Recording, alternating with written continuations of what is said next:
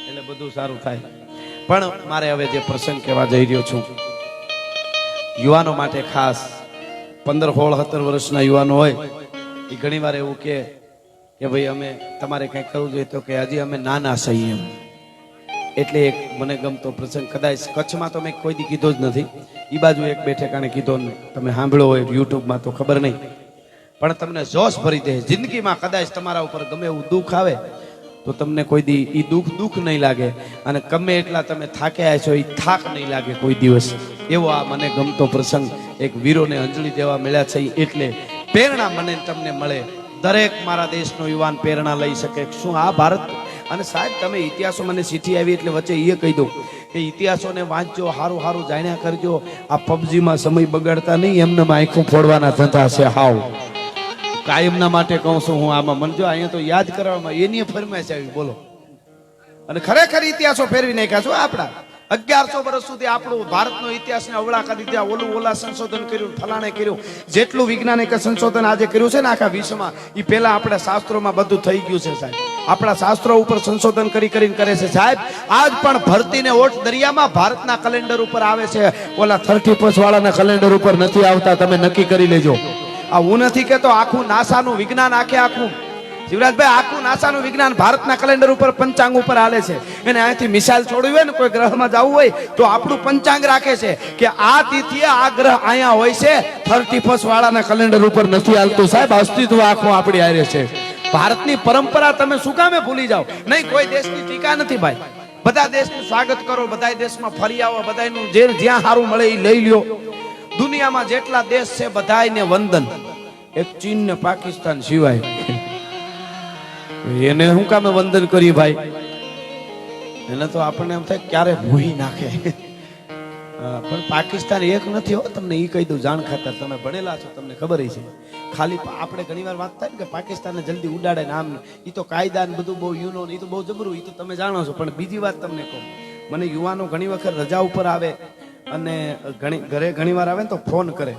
આપણા ગુજરાતના નહીં, હિન્દી ભાષીમાં એ પણ સાંભળે છે અમુક આવા પ્રોગ્રામો. આપણે રાજી થઈ.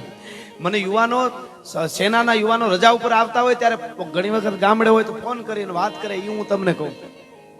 અને સાહેબ 36 તો સંગઠન છે, 36 માઓવાદી, ઉગ્રવાદી, આતંકવાદી, ફલાણાવાદી, ઠીકણાવાદી, એવા 36 સંગઠનો એવા છે જે પાકિસ્તાનને લડવું નથી પડતું. આપણા દેશના યુવાનોને શહીદ થવું પડે છે.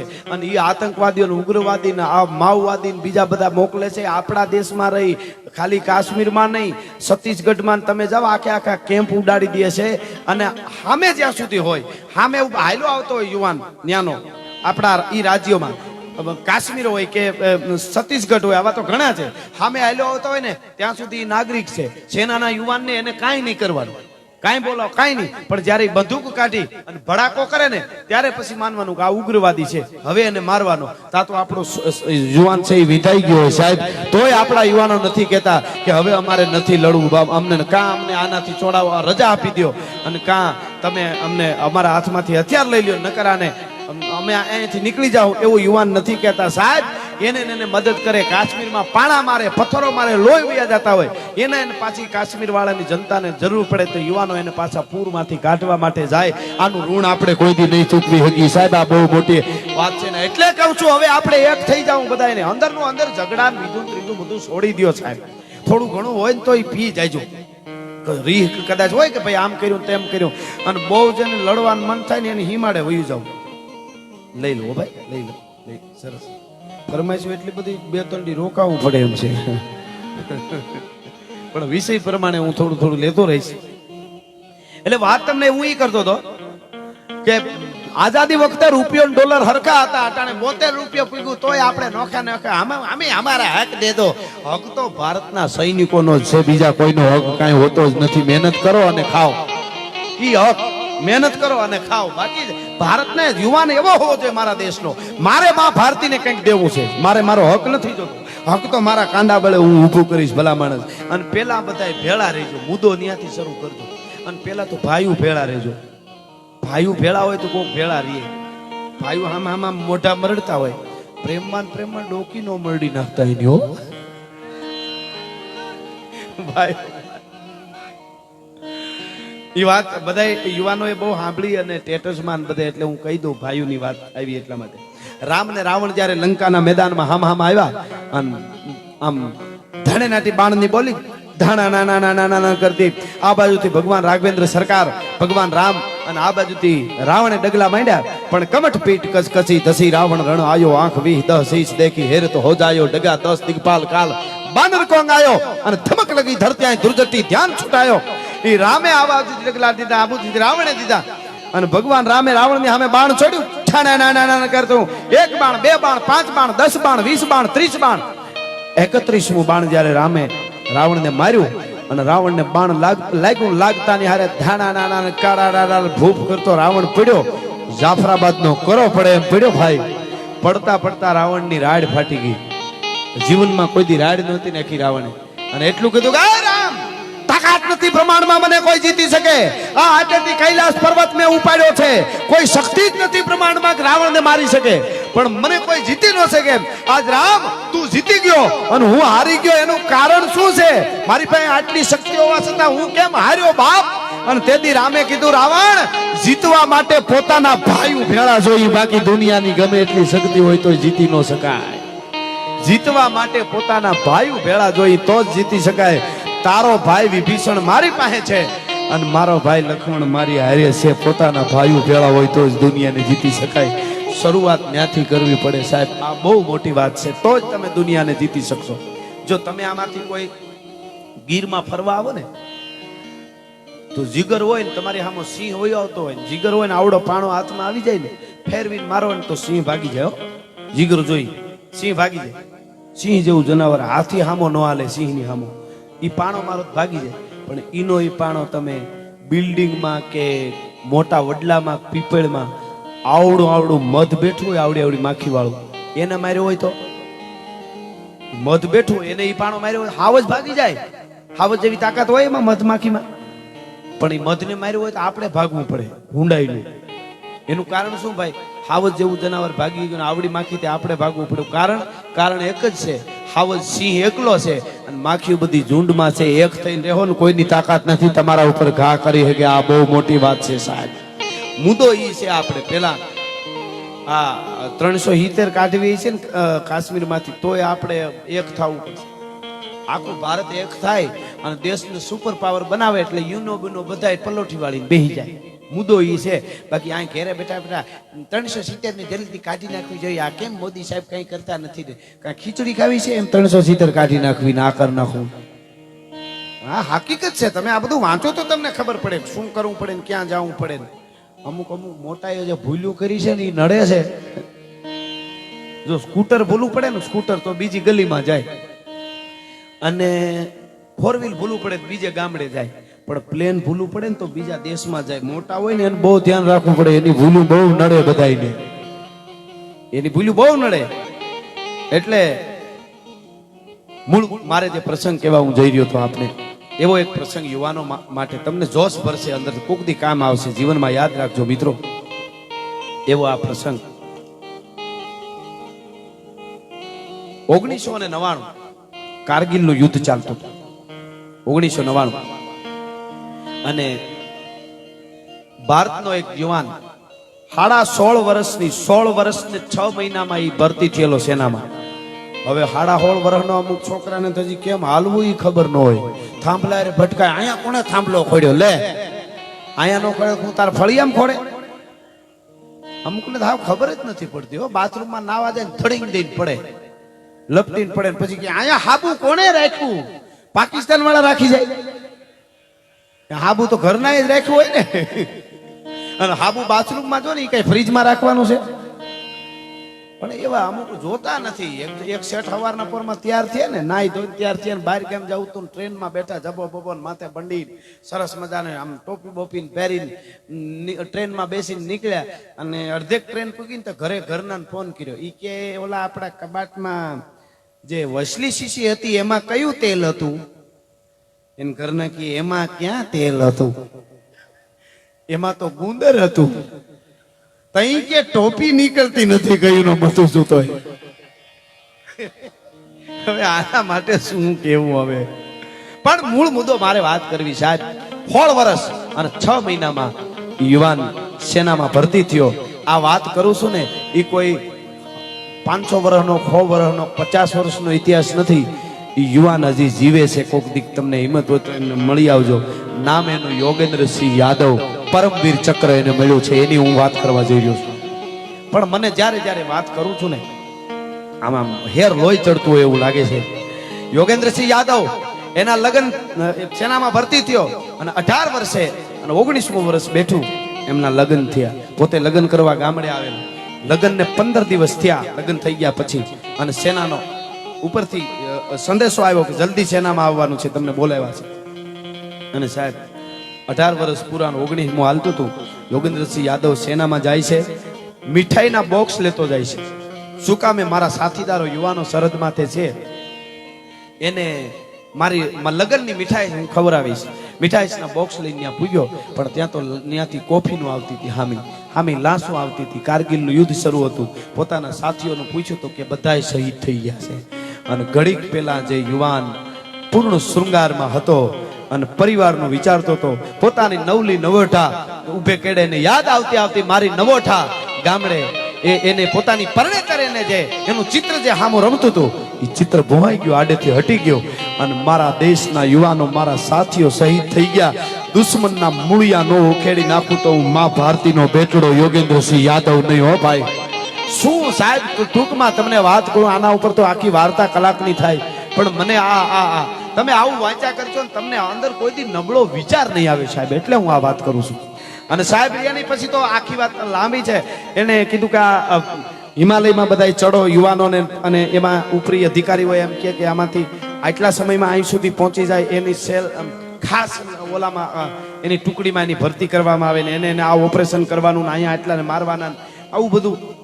પણ 22 દિવસ સુધી બરફમાં ચડ્યા હતા. 22 દિવસ પછી એમાંથી 7 જણાની ટુકડી કાઢવામાં આવી કે હવે આ 7 જણાને ટાઈગર હિલમાં જવાનું છે.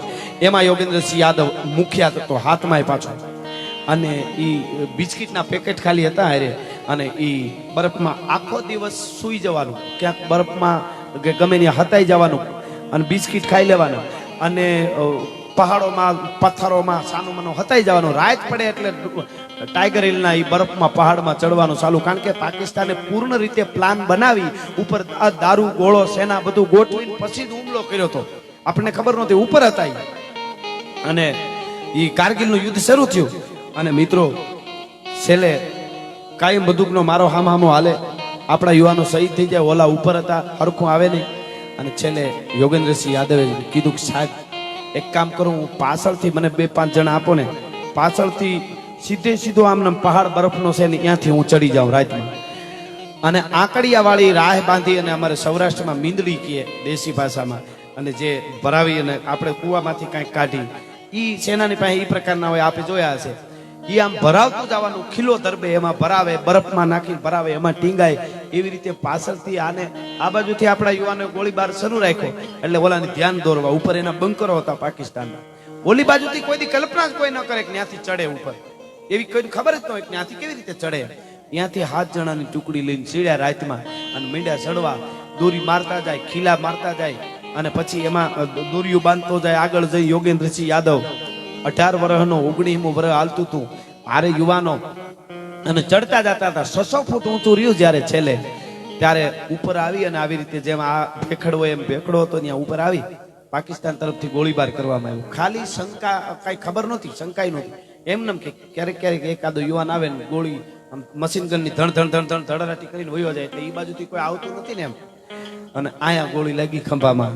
સૌની પહેલા યોગેન્દ્રસિંહ યાદવ ચડતો હતો, ખંભામાં ગોળી લાગી, લોહીનો ભભૂકો વસૂટ્યો, જરાય ઝાંકો ન પડ્યો, એમને દોરી પકડી રાખી. બીજી ગોળી અહીંયા લાગી. મિત્રો આ બનેલી ઘટના તમને કહું, કાલ્પનિક કથા નથી. હજી યોગેન્દ્રસિંહ યાદવ જીવે છે, પરમવીર ચક્ર એને 19 વર્ષની ઉંમરે મળ્યું છે.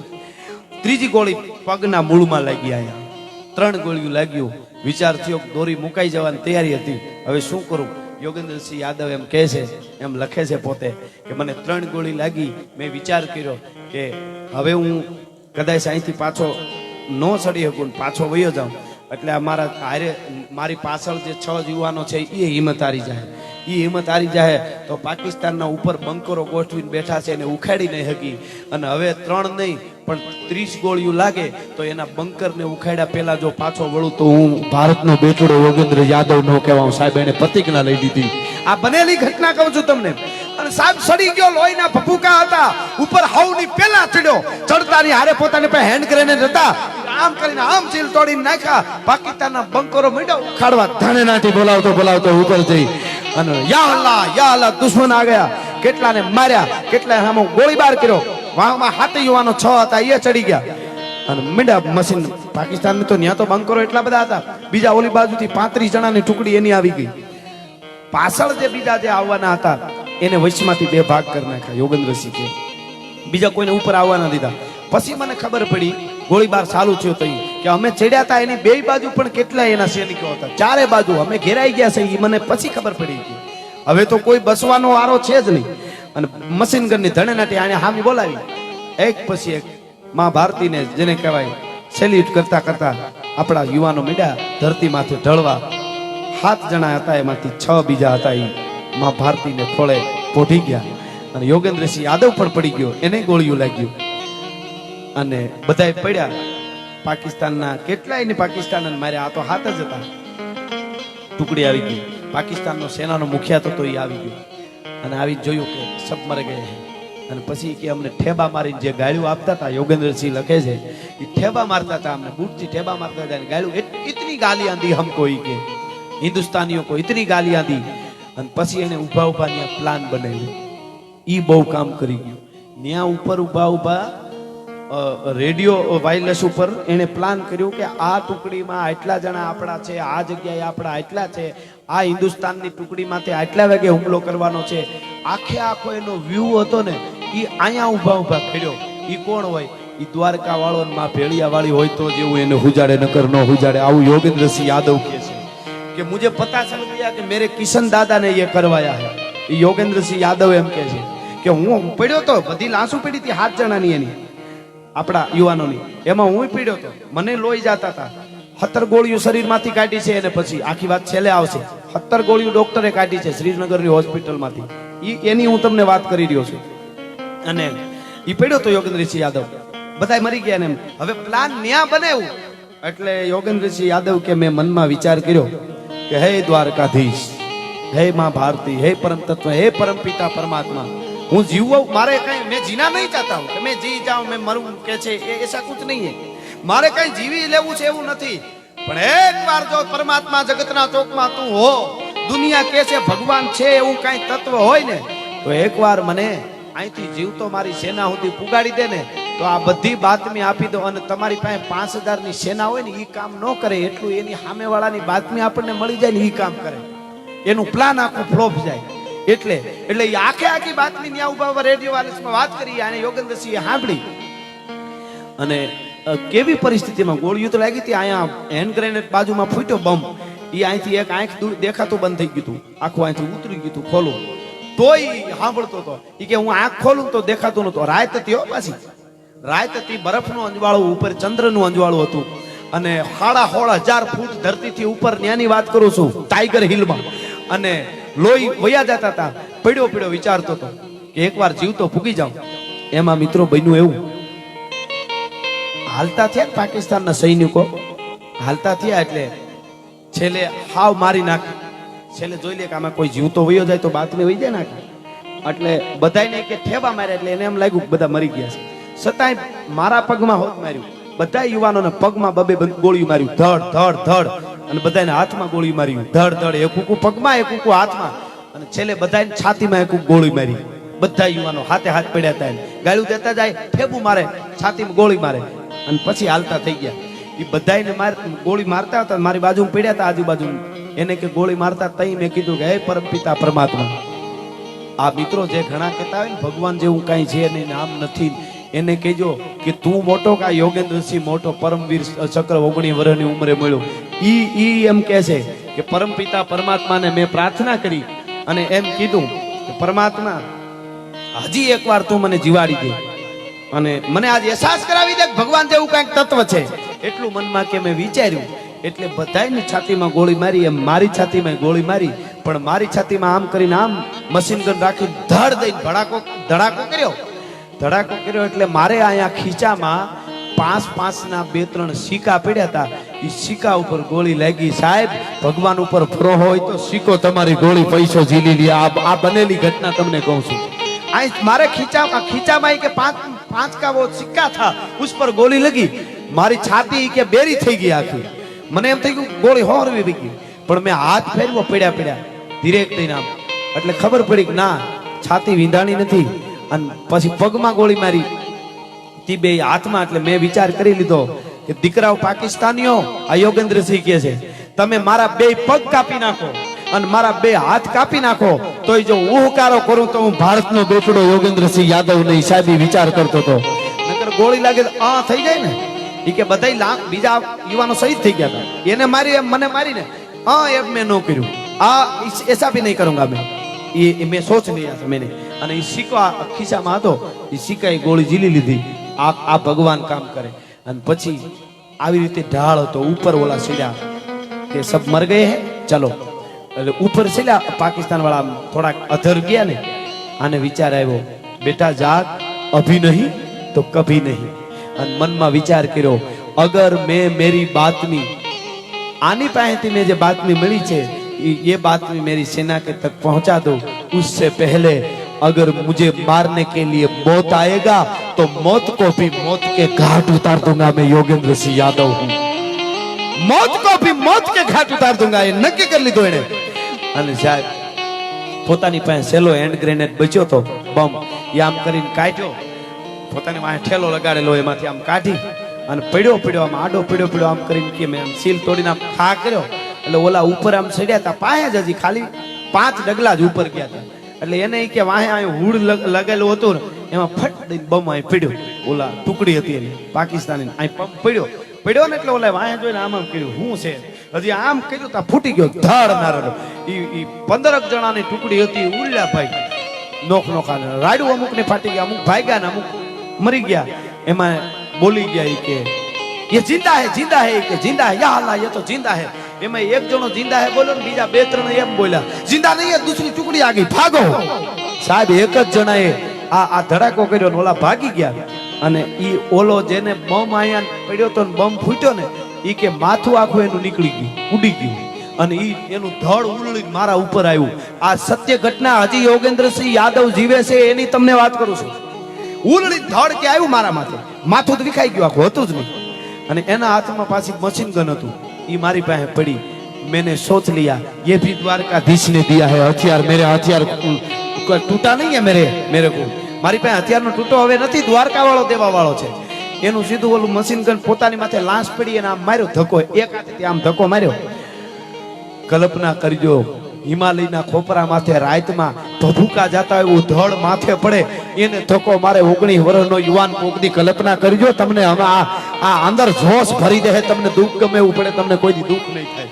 એટલે કહું છું, માર્યો ધક્કો. ઓલા તો ભાગ્યા. એને વિચાર કર્યો કે હજી મેલવા નથી. એ કે હું ઊભો થયો, મશીન ગન લઈને ઊભો થવાની કોશિશ કરીને, એક હાથે આમ ને બીજો હાથ આમ પકડવાનું કર્યું, પણ ખાલી કલ્પના જ થઈ. કે બીજો હાથ કલ્પનાથી જ ખાલી ગયો, બાકી હલ્યો નહીં. મને એમ થયું કે આ હાથ પૂરું થઈ ગયું, અહીંથી વિખાઈ ગયો, ગોળી મારી હતી. પણ ઓલા ભાગી ગયા. હવે વિચાર થયો, મારી સેના સુધી મારે બાતમી પુગાડવી છે. ઊભું થવાની મિત્રો કોશિશ કરી, 2 પગમાં ગોળીઓ લાગી હતી, હાથમાં લાગી હતી, ઊભો ન થઈ શક્યો. ધીરે દેખાવા માંડ્યો, આમાં બધે લોહી વયા જતા હતા. મિત્રો ગોઠણિયા ભર જેવો તેવો ઊભો થયો, એટલે એક ગોઠણ વાળેલો ને એક ગોઠણ ઊભો ઢાળમાં. યોગેન્દ્રસિંહ યાદવ કે અને હાલવાની કોશિશ કરીને તો આ હાથ લબડતો તો એ આડો મંડ્યો નડવા. એટલે મેં વિચાર કર્યો, યોગેન્દ્રસિંહ કે મેં વિચાર કર્યો, કલ્પના કોકથી કરજો એકલા હુતાઓ તઈ. આ શું ઘટના ઘટી છે? આપણને આંગળી ખાલી સિરાઈ ગયો, નખ દબાઈ ગયો, 3 દિવસથી હુતા નથી, પીડા બહુ થાય છે, ઓફિસે નથી જાવ. એટલે કહું છું, યોગેન્દ્રસિંહ યાદવ કે હાથને મેં આમ પકડ્યો, નડતો તો આડો, પકડી 3 આંચકા માર્યા, તોડીને ફેંકી દઉં. આ બનેલી ઘટના કહું છું તમને. 2-3 આંચકા માર્યા, હાથ તૂટ્યો નહીં ને. પછી પટ્ટો બાંધેલો હોય ને પેન્ટમાં છે પટ્ટો, એ પટ્ટામાં હાથને પકડીને આમ ખોઈ દીધો. આડો આમાં ઉલળે નહીં હાલવામાં. એ પટ્ટામાં તૂટ્યો નહીં ને એટલે પટ્ટામાં નાખી દીધો હાથ, અને ઊભો થયો પણ ન થવાનું. પગમાં ગોળ્યું હતું. વિચાર કર્યો, આપણી સેના સુધી બાતમી તો પુગાડવી જ છે. એટલે શું કર્યું મિત્રો, એને ખબર, આ હાથને આમ ભરાવી અને આ હાથને કે આવી રીતે રાખી અને પછી ગોથા મારવાનું ચાલુ કર્યું, ગબડવાનું. મેં લુડક લુડક કે આ રહ્યા હતા સાહેબ. ઈ જે શબ્દો બોલે છે ઈ ગોથા મારતો મારતો મારતો ક્યાંક બરફમાં, ક્યાંક પાણો પકડે, ગોઠણિયા ભર થાય, ગોથો મારે, દડવા માંડે બરફમાં, ક્યાંક પાણામાં. ઘાયલ તો હતો જ, 17 ગોળીઓ તો શરીરમાં, એની વાત કરું છું. ઘણાને કલ્પના લાગે પણ હજી જીવે છે, વાંચી લેજો એમને. અને ગોથા મારતો મારતો મારતો આવ્યો નીચે ઘણો બધો, અને પછી આપણી સેનાનો કંઈક અવાજ સાંભળી ગયો, બોલી હાથ કર્યો. ટૂંકમાં વાત કરું તો આપણી સેનાના યુવાનો દોડીને આવ્યા, ઉપાડીને લઈ ગયા. મેં એનો સાહેબ मेरे सर के पास ले गया और मेरा सर मेरे सर के आगे रखा. એટલે કે મારું માથું મારા સાહેબના ખોળામાં મૂકી દીધું અને મારા સાહેબે મને પૂછ્યું શું થયું, તો કે 7 જણા હતા એમાંથી 6 શહીદ થઈ ગયા છે. એટલે કીધું बच्चा चिंता मत कर, अब तू मरेगा नहीं. मेरे सर ने मुझे बोला बच्चा चिंता मत कर, अब तुझे कुछ नहीं होगा. मैंने कहा सर मेरी मत सोचो, देश की सोचो, वो ये करने वाला है. એની આખે આખી જેટલી બધી એનો વ્યૂહ પાકિસ્તાન વાળા કરવાના હતા એ બધી બાતમી આપી દીધી કે સાહેબ હું ભલે મરી જાઉં, મારું વિચારોમાં પણ આવું કરવાના છે, એનું જલ્દી તમે વિચારો. અને સાહેબે મને કે પૂછ્યું કે તમે આ 3 દિવસથી પહાડ ચડતા હતા, ખાવા પીવાનું શું થયું? તો કે સર मुझे याद ही नहीं आया, बिस्किट का पैकेट तो खींचा में पड़ा है पर मुझे हमको याद भी नहीं आया खाना क्या है. आहा 3 દિવસ સુધી એને ખાવાનું યાદ ન આવ્યું. યાદ, આ હકીકત તમને કહું છું. બિસ્કિટ તો અમારે સાથ था मगर सर हमको याद नहीं आया. પૂરેપૂરી બાતમી આપી અને પછી બેભાન થઈ ગયો એ માણસ સાહેબના ખોળામાં. અને ગ્લુકોઝના 2 બાટલા પી ગયો હું. જો એમ હોતી 2 બાટલા ગ્લુકોઝના પીવરાવી દીધા સાહેબે. સડાવવાનો તો વખત ન હોય, પીવરાવી દીધા પણ તોય બેભાન થઈ ગયો. અને કે પછી આટલી બાતમી આપીને હું બેભાન થયો. યોગેન્દ્રસિંહ યાદવ કે અને ત્રીજે દી ભાનમાં આવ્યો ને તો એ શ્રીનગરની હોસ્પિટલમાં હૂતો હતો અને ઉપર પંખા ફરતા હતા. એટલી મને ખબર છે સાહેબ. આ દેશનો યુવાન યોગેન્દ્રસિંહ યાદવ સાહેબ, આવા તો કેટલા યુવાનો હશે કે મને તમને જોશ ભરી દે. હવે ઈ ગોથા મારતો મારતો પોતાના હાથને તોડવાની જઈ એકલો 16,500 ફૂટ ઊંચે આ દેશનો 19 વર્ષનો યુવાન હાથને તોડી નાખવાની કોશિશ કરતો હતો. ઈ કોના માટે કરતો હતો ખાલી એટલું કોક દી વિચારજો. કોના માટે ઇનામ મેળવું તો એને ન્યા 1.25 કરોડ ભારતીયો માટે ઈ પોતાના હાથને ખેંચતો હતો કે એકવાર બાતમી પુગાડી દઉં, મને આ હાથ ક્યાંક મારો આડો નડે, પીડા કરે અને મારાથી ક્યાંક વૈશમાં બેભાન ન થઈ જાવ સાહેબ. અને ઈ આવા તો કેટલા યુવાનો હજી બાબા હરભજનજી છે હિમાલયના ખોપરા માટે સિયાચીનમાં રક્ષણ કરે છે સાહેબ. પોતે આમ તો એનું મૃત્યુ થયેલું અકસ્માતમાં, પોતે હિમાલયના ખીણમાંથી પાર થતા હતા અને વાવાઝોડામાં ગાળામાં પોતે ઘોડા ઉપરથી પડી ગયા ને એનું સબ પણ જડ્યું નહીં, બોડી પણ જડી નહીં. ત્રીજે દિવસે સાથી યુવાન હતા, એને સપનામાં આવીને કીધું કે આ જગ્યાએ મારું બોડી પડ્યું છે અને મને ત્યાંથી લઈ આવો. અને સપનામાં એક દી સપનામાં આવ્યો માયના નહીં, બીજે દી નો માયના, ત્રીજે દી પાછો સપનામાં આવ્યો. ખબર પડી કે 3 દિવસ સપનું આવે તો સાચું તો નથી ને, તપાસ તો કરી આવી. અને જેવી રીતે કીધું તું એ જ રીતે ત્યાંથી એનું ડેડ બોડી મળ્યું. એટલે બધા યુવાનો એને માનવા માંડ્યા આ સાચી વાત છે. પછી તો આખી વાત તો એની લાંબી છે. અને એ માં ભારતીનું એને કીધું હું રક્ષણ કરીશ, મને તમે આ ડ્યુટી ઓન ડ્યુટી રાખજો કાયમના માટે. અને એને એ કાયમના માટે સેનાના કપડા દેવામાં આવે, એના બૂટ પાલિશ થાય. એ તો આખી વાત લાંબી છે, આપણે જાણ ખબર છે. પણ એ બાબા હરભજનસિંહ આજ દી સુધી રખવાળા કરે છે. એટલું નહીં, ચીનના જે સૈનિકો છે એ એકવાર ફરિયાદ કરવા માટે આવ્યા આપણી સેનાના. મીટિંગ થઈ, મીટિંગ, અને મીટિંગમાં આપણી સેનાના વડાને એમને કીધું, સેનાનો આપણો મેજર હતો, એમને કીધું ચીનવાળાએ કે તમારો એક યુવાન રાતમાં ઘોડા ઉપર બેહીને અમારી જે ચીનની જે કાયદો છે એ તોડી છે ને અમારી હદમાં વયો આવે એને કહેજો ને કે અમે ઉડાડી દઈશું. કીધું કે અમારો કોઈ યુવાન આવતો જ નથી. અરે સફેદ કપડા પહેરીને આવે છે, સફેદ ઘોડા ઉપર આવે છે. ચાઇના વાળાએ કીધું એવું છે? તો કે હા. કોણ છે? તો કે ઈ તો તમારો યુવાન, તમને ખબર હોય. શંકા પડી કદાચ બાબા હરભજનસિંહ હોય, ફોટો દેખાડ્યો, આ છે. ચીન વાળાએ કીધું કે બસ આ પોતે જ છે, આને સમજાવી દેજો. તો કે ઈ તો નથી, જગતના ચોકમાંથી વિદાય લઈ ગયો, એને ઘણો સમય થઈ ગયો છે. પણ તેદુના ચાઇના વાળા હજી સુધી ઈ સિક્કિમમાં ઈ બોર્ડરેથી આમ કોઈ દી આવવાની તૈયારી નથી કરતા કે બાબા હરભજનસિંહ આપણા ભૂકા કાઢી નાખશે. સાહેબ, આ દેશના વીરો શહીદ થઈ ગયા પછી વર્ષો સુધી રક્ષણ કરે છે. અને એવો જ પાછો રાવ બાબા જસવંતસિંહ ઈ બીજો પાછો, ઈ તમને કદાચ બાબા હરભજનસિંહ ની ખબર હશે. એવો ને એવો બાબા જસવંતસિંહ છે, ઈ પણ એમ જ રક્ષણ કરે છે. અને 3 જ જણા હતા આપણી સેનાને ઉપરથી. ઈ ચાઇના વખતે, ચાઇનાનું સામું યુદ્ધ હાલતું હતું 1962માં. ઈ વખતે ઈ બાબા જસવંતસિંહ અને 3 બીજા એના સાથીદારો. આમ તો ટુકડી બહુ મોટી હતી, પણ એ બધી ટુકડીને નીચે બોલાવી લેવામાં આવી. શું કામે? ચાઇનાની જીત થઈ છે. અને એમાં 3 યુવાનો હતાઈ ગયા જંગલમાં. ઈ કે મા ભારતી માટે ભરતી થયા છે, હવે આપણે જવું જ નથી.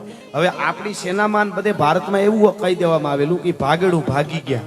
અને ઓલા હતાઈ ગયા અને નીચે આવી અને પાછા ત્યાં બંકરમાં ગોઠવાઈ ગયા. આખી વાત લાંબી છે. એની હારે યુદ્ધ કર્યું, 2 શહીદ થઈ ગયા. છેલ્લે બાબા જસવંતસિંહ એકલો રહ્યો. 72 હમણાં એનું ફિલ્મ આવે છે, કંઈક 72 hours એવું કંઈક ફિલ્મ એનું આવે છે. 72 કલાક સુધી એકલા એ ચીનની સેનાની આખી ટુકડીને રોકી હતી. 4 બંકરોમાં હળિયું કાઢીને જાતો હતો. સામે બંકરે જઈને સીટી વગાડે, એક ધડાકો કરી આવે, પાછો અંદર દોડ્યો જાય. બીજા બંકરે જઈને એક સીટી વગાડે, ધડાકો કરે. અને ચીન વાળા હામાં હતાણા રહ્યા. 72 એટલે 3 દિવસ સુધી, 72 કલાક સુધી સેનાને રોકી અને એમણે માર્યા હતા. એમને કેટલાને ઓલાને સામે વાળાને મારી નાખ્યા હતા. 300 સીનાઓને મારી નાખ્યા હતા 72 કલાકમાં એકલા એ બાબા જસવંતસિંહ. અને નુરા અને સાલા નામની 2 અહીંયા હિમાલયમાં દીકરીઓ, ઈ એમને ખાવાનું પુગાડવા જતી હતી અને હથિયારો પણ પુગાડવા જતી હતી. એમાં એનો બાપ હતો, નુરા સાલાનો બાપ હતો. એને ચાઇના વાળાએ પકડી લીધો અને કીધું કે સામે અમારા ઉપર ગોળીબાર કરે છે, અમારા 300 સૈનિકોને મારી નાખ્યા, ત્યાં છે કેટલા જણા? એટલે ઓલાએ કીધું નહીં કહું. એટલે કીધું તને તારું ગળું કાપી નાખ્યું, તારી 2 દીકરીને મારી નાખશું. પછી એને સાચું કહી દીધું, એક જ યુવાન છે ભારતનો અને એક જ છે. એ ખબર પડી એટલે સીના 4 બાજુથી આવ્યા અને એને ઘેરી લીધો અને એનું માથું કાપીને લઈ ગયા, શહીદ થઈ ગયો. અને પછી ન્યા ગયા પછી સીનાઓએ ત્રાંબા અને પંચ ધાતુનું આખું મસ્તક એક બનાવ્યું અને ઈ મસ્તક બનાવી અને પાછું ઈ મસ્તક, ત્રાંબાનું મસ્તક આપણી સેનાને મોકલ્યું. સીનાવાળાએ એમ કીધું કે તમે આનું મંદિર બનાવજો, આની વીરતા અમે જોઈ છે, જો તમે નહીં બનાવો તો અમારે ચાઇનાને મંદિર બનાવવું પડશે. આનું એવો સંદેશો એને મોકલ્યો હતો. આ સાચી વાત છે. બાબા જસવંતસિંહ અને ત્યાં આજ પણ એનું મંદિર છે. ચાઇના વાળા ઈ બોર્ડરમાં પણ ચીન વાળામાં હજી સુધી મીટ નથી માનતા સાહેબ. ચાઇના વાળાને સલામ કરવી પડી હતી કે એક જ જણાએ 72 કલાક સુધી અમારી આખી ટુકડીને રોકી અને 300 જણાને મારી નાખ્યા. આવા કેટલાય શહીદો, આવા કેટલાય વીર પુરુષો આ દેશની ધરતીમાં શહાદત હોરી દીધી છે. છેલ્લે હમણાં છે આપણા વીર શહીદો. જો આપણે એક કરવા સારું થઈને અમે કલાકારો કહેતા હોય, કથાકારો કહેતા હોય, પોલિટિકલ માણસો હોય, એ બધા કહેતા હોય કે તમે એક થઈ જાઓ, એક થઈ જાઓ. ફેર પડે ન પડે એમ નહીં, અસર થાય થોડીક, તમે એક થાવ એવું વિચાર થાય તમને. પણ શહાદતની તાકાત કેવી છે કે 44 જેટલા યુવાનો શહીદ થઈ ગયા, આખા ભારતને એક માળામાં પોરવી દીધું ને એક કરી દીધા. શહાદતની જે તાકાત છે, શહાદતની તેવડ છે ને, એવી કોઈ બલિદાનની જે તાકાત છે ને, એવું બીજું કોઈ કાંઈ કરી જ ન શકે. બલિદાનમાં એટલી તાકાત છે. એટલે આવા વીરોની કથાઓ કલાકો સુધી કરી શકી એટલી મારી પાસે છે. પણ એના માટે મળ્યા એટલે મેં એને યાદ કર્યા. પણ મને માં મોગલની એક રચનાની ફરમાઈશ છે એટલે હું 2-3 કડી એની લઈ લઉં. એટલા માટે થોડો ઘણો ગોળ પણ આપ કરજો. શહીદો માટે છે એટલે હું માગું છું આપની પાસે કે મોગલનો હોય મેળો, એ મેળો, એ મેળો માં મોગલનો હોય મેળો, એ માય તારું એડો, એડે ન પાર હેડો, નેહડાનો સુત મેળો.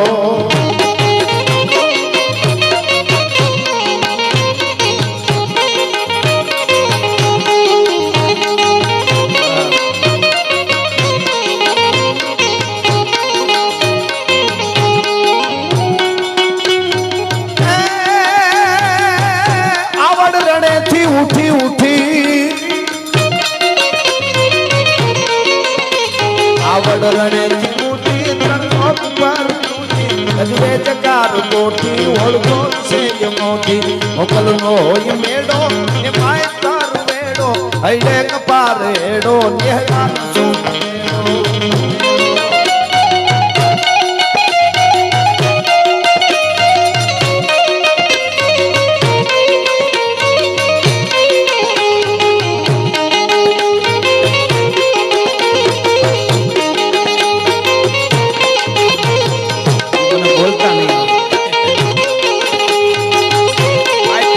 મધર બરાબર ને?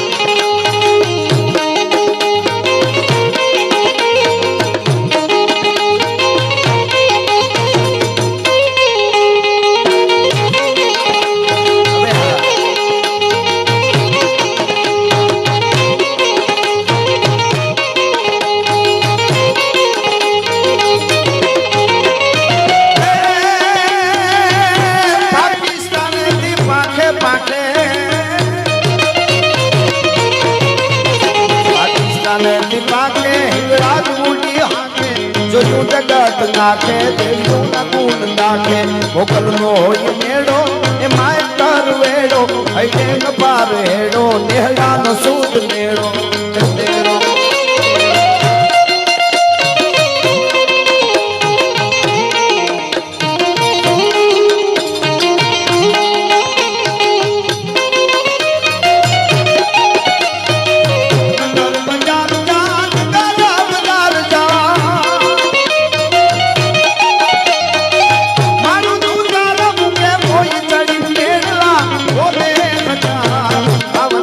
અલી સફેદ નગર મજા આવરે